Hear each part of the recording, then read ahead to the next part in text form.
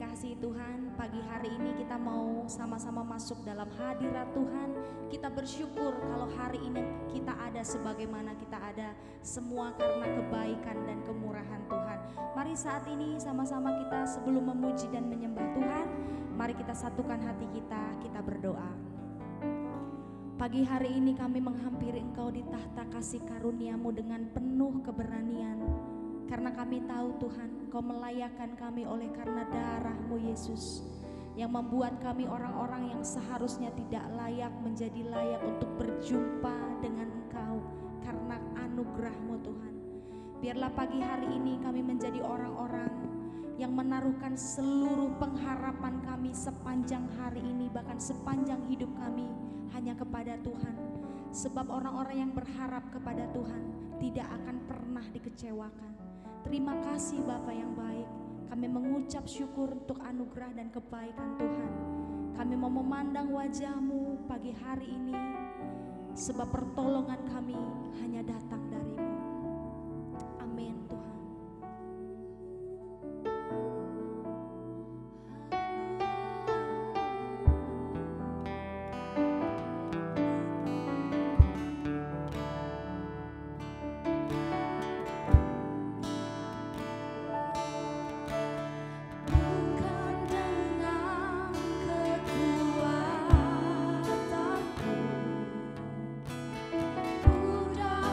Puja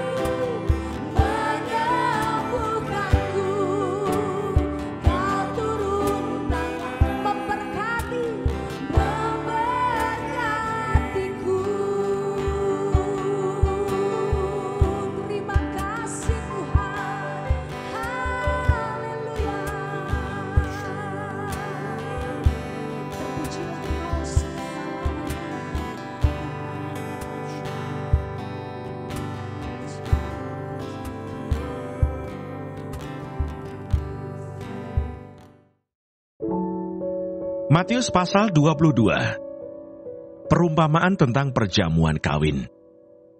Lalu Yesus berbicara pula dalam perumpamaan kepada mereka, hal kerajaan surga seumpama seorang raja yang mengadakan perjamuan kawin untuk anaknya.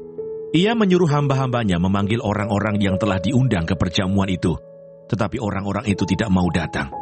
Ia menyuruh pula hamba-hamba lain pesannya, katakanlah kepada orang-orang yang diundang itu, sesungguhnya hidangan telah kusediakan, lembu-lembu jantan dan ternak piaraanku telah disembelih, semuanya telah tersedia, datanglah ke perjamuan kawin ini. Tetapi orang-orang yang diundang itu tidak mengindahkannya. Ada yang pergi ke ladangnya, ada yang pergi mengurus usahanya, dan yang lain menangkap hamba-hambanya itu, menyiksanya dan membunuhnya. Maka murkalah raja itu, lalu menyuruh pasukannya ke sana untuk membinasakan pembunuh-pembunuh itu, dan membakar kota mereka. Sesudah itu ia berkata kepada hamba-hambanya, perjamuan kawin telah tersedia, tetapi orang-orang yang diundang tadi tidak layak untuk itu. Sebab itu pergilah ke persimpangan-persimpangan jalan, dan undanglah setiap orang yang kamu jumpai di sana ke perjamuan kawin itu. Maka pergilah hamba-hamba itu, dan mereka mengumpulkan semua orang yang dijumpainya di jalan-jalan, orang-orang jahat dan orang-orang baik, sehingga penuhlah ruangan perjamuan kawin itu dengan tamu. Ketika raja itu masuk untuk bertemu dengan tamu-tamu itu, ia melihat seorang yang tidak berpakaian pesta. Ia berkata kepadanya, hai saudara, bagaimana engkau masuk kemari dengan tidak mengenakan pakaian pesta? Tetapi orang itu diam saja. Lalu kata raja itu kepada hamba-hambanya, ikatlah kaki dan tangannya, dan campakkanlah orang itu ke dalam kegelapan yang paling gelap. Di sanalah akan terdapat ratap dan kertak gigi. Sebab banyak yang dipanggil, tetapi sedikit yang dipilih. Tentang membayar pajak kepada kaisar.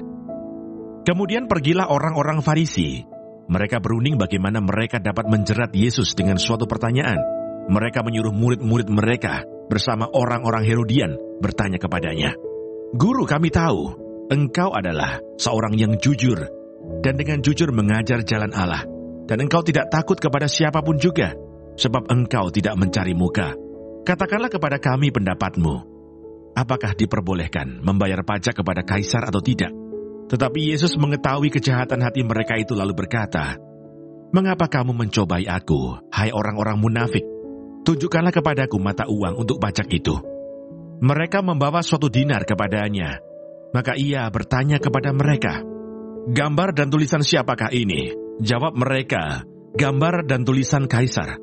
Lalu kata Yesus kepada mereka, berikanlah kepada kaisar apa yang wajib kamu berikan kepada kaisar, dan kepada Allah apa yang wajib kamu berikan kepada Allah. Mendengar itu heranlah mereka, dan meninggalkan Yesus lalu pergi. Pertanyaan orang Saduki tentang kebangkitan. Pada hari itu datanglah kepada Yesus beberapa orang Saduki, yang berpendapat bahwa tidak ada kebangkitan. Mereka bertanya kepadanya, Guru, Musa mengatakan bahwa jika seorang mati dengan tiada meninggalkan anak, saudaranya harus kawin dengan istrinya itu dan membangkitkan keturunan bagi saudaranya itu. Tetapi di antara kami ada 7 orang bersaudara. Yang pertama kawin, tetapi kemudian mati. Dan karena ia tidak mempunyai keturunan, ia meninggalkan istrinya itu bagi saudaranya. Demikian juga yang kedua dan yang ketiga sampai dengan yang ketujuh. Dan akhirnya sesudah mereka semua, perempuan itu pun mati. Siapakah di antara ke-7 orang itu yang menjadi suami perempuan itu pada hari kebangkitan? Sebab mereka semua telah beristrikan dia. Yesus menjawab mereka, "Kamu sesat, sebab kamu tidak mengerti kitab suci maupun kuasa Allah. Karena pada waktu kebangkitan, orang tidak kawin dan tidak dikawinkan, melainkan hidup seperti malaikat di surga.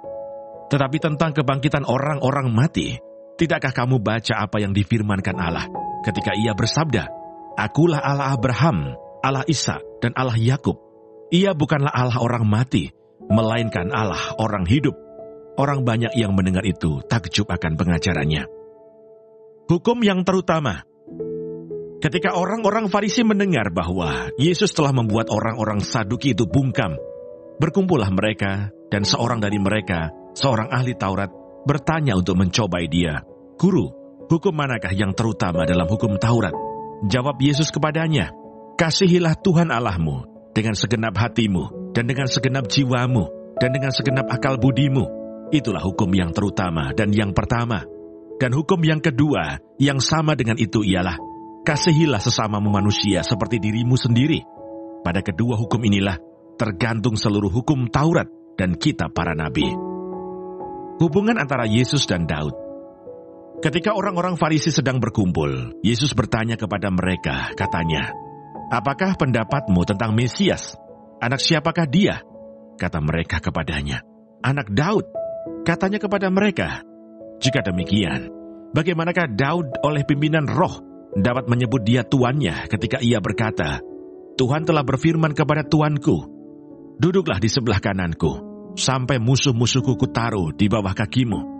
Jadi, jika Daud menyebut dia tuannya, bagaimana mungkin ia anaknya pula?" Tidak ada seorang pun yang dapat menjawabnya. Dan sejak hari itu, tidak ada seorang pun juga yang berani menanyakan sesuatu kepadanya. Tuhan Yesus, terima kasih untuk pagi hari ini. Terima kasih untuk berkat yang boleh kami terima dari malam sampai dengan pada pagi hari ini. Tuhan, kami mau berdoa untuk setiap hamba-hamba Tuhan dimanapun mereka berada. Kiranya Engkau memberkati pelayanan mereka, jadikan mereka berkat dimanapun mereka ditempatkan. Kami juga berdoa untuk bangsa dan negara kami Indonesia. Kami berdoa untuk setiap kesejahteraan dan apapun yang menjadi masalah di bangsa dan negara ini. Kami percaya bahwa Engkau turut campur tangan dalam setiap masalah yang ada di bangsa ini. Berkati setiap pemimpin yang ada. Kami percaya bahwa mereka adalah orang-orang yang Tuhan pilih.